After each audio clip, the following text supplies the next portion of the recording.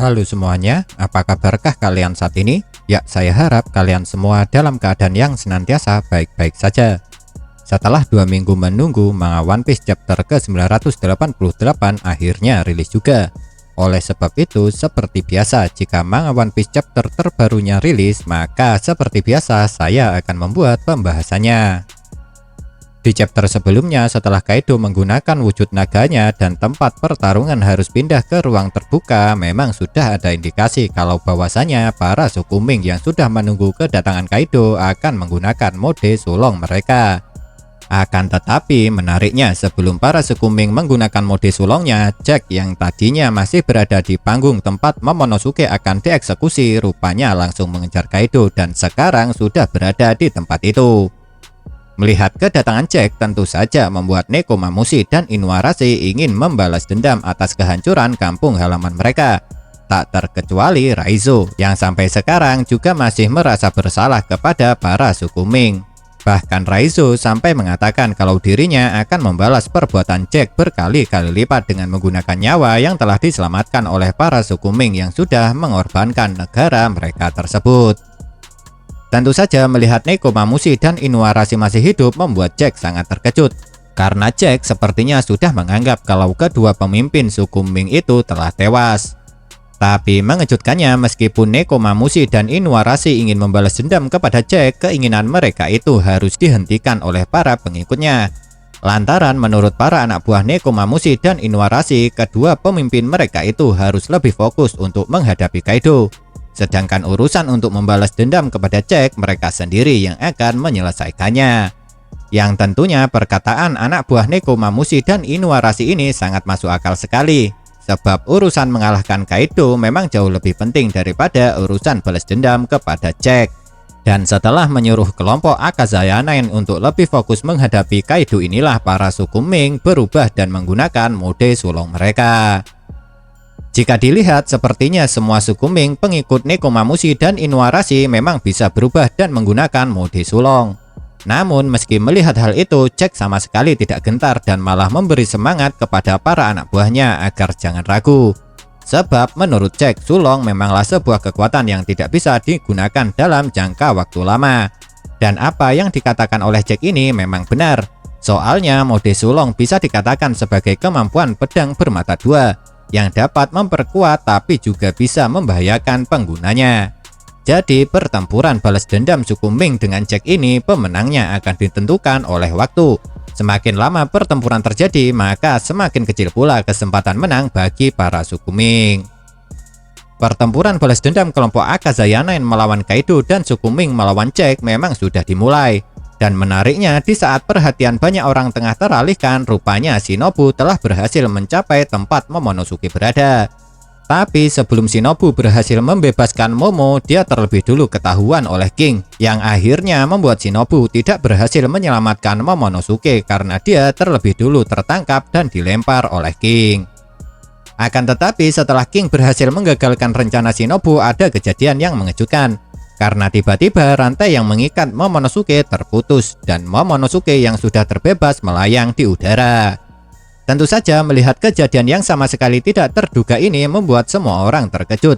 Apalagi King dan Queen yang berada di dekat Momonosuke. Namun King yang selalu bersikap tenang bisa langsung bertindak dengan cepat. Sebab dia langsung berusaha menangkap kembali Momonosuke. Dan di saat itulah akhirnya terungkap kenapa rantai yang mengikat Momo bisa tiba-tiba terputus. Rupanya orang yang sudah membebaskan Momo adalah Sanji. Dengan menggunakan kemampuan Red Switch-nya, Sanji yang bisa menjadi manusia tak terlihat telah memutuskan rantai yang mengikat Momo dan berusaha membawanya menjauh dari tempat itu. Yang akhirnya karena Sanji tidak terlihat membuat Momo seperti sedang melayang. Dengan terungkapnya kalau Sanji yang sudah berusaha membebaskan Momo dan King adalah orang pertama yang bergerak untuk menangkap Momonosuke kembali, maka bentrokan antara Sanji dengan King pun terjadi. Itu berarti dengan ditunjukkan kejadian yang satu ini sudah membuat banyak teori terpatahkan. Soalnya sejak King muncul pertama kali sudah banyak teori beredar kalau nantinya yang akan bertarung dan mengalahkan King adalah Zoro. Tapi ternyata tidak seperti itu. Sebab pada faktanya orang pertama yang bertarung dengan King adalah Sanji. Dan saya rasa memang cuma Sanji lah anggota bajak laut topi jerami yang tepat untuk menghadapi King. Alasannya adalah karena memang cuma Sanji satu-satunya anggota bajak laut topi jerami yang dapat terbang. Dan kemampuan terbang itu sesuai untuk menghadapi King yang notabene bisa bebas terbang dengan menggunakan kekuatan buah iblisnya.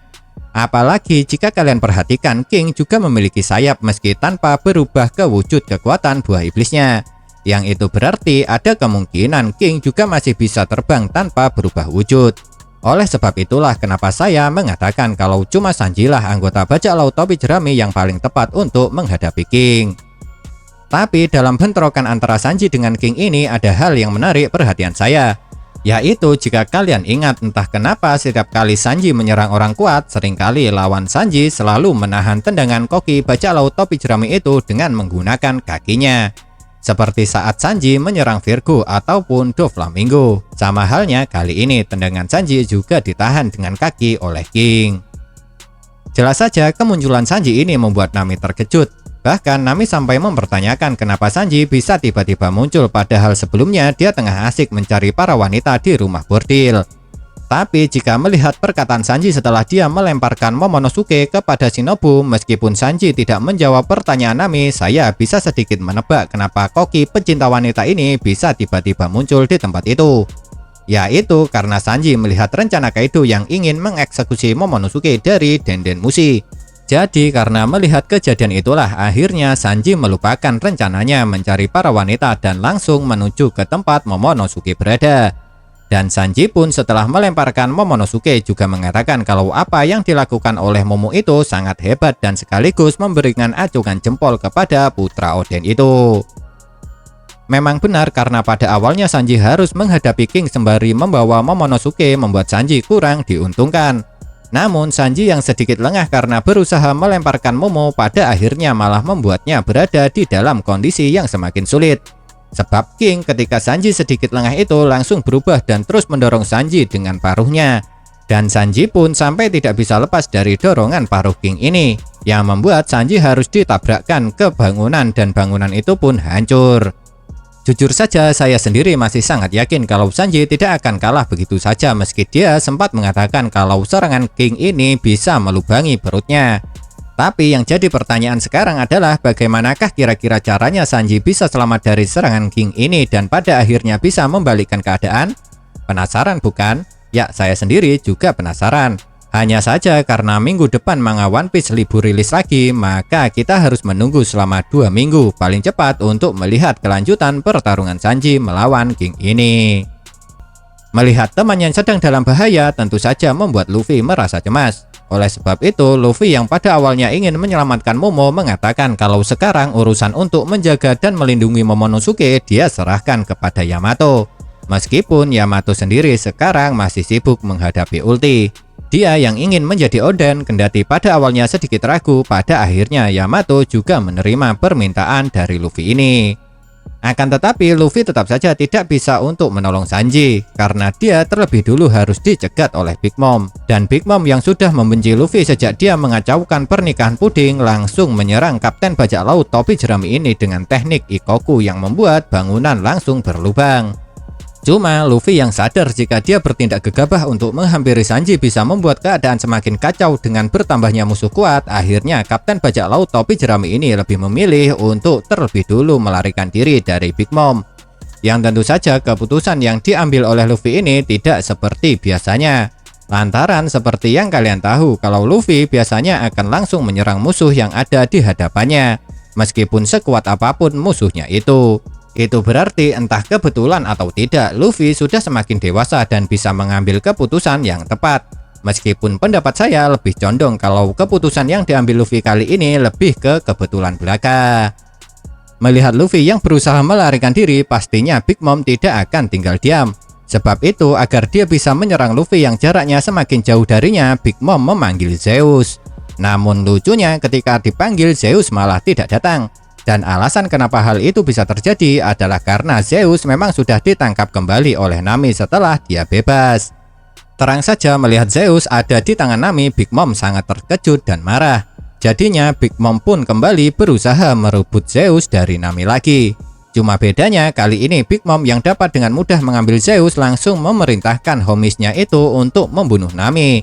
Dan Big Mom juga mengancam akan membunuh Zeus jika dia tidak menyerang Nami dengan sungguh-sungguh. Oleh sebab itu, walaupun dengan terpaksa, Zeus harus menuruti perintah penciptanya tersebut. Tapi menariknya, sepertinya Zeus memang sudah sangat senang ikut dengan Nami. Hal itu terlihat dari perkataan Zeus yang meminta maaf kepada Nami karena dia tidak bisa menolak perkataan Big Mom. Karena Zeus meskipun dia homis juga tetap tidak ingin dibunuh.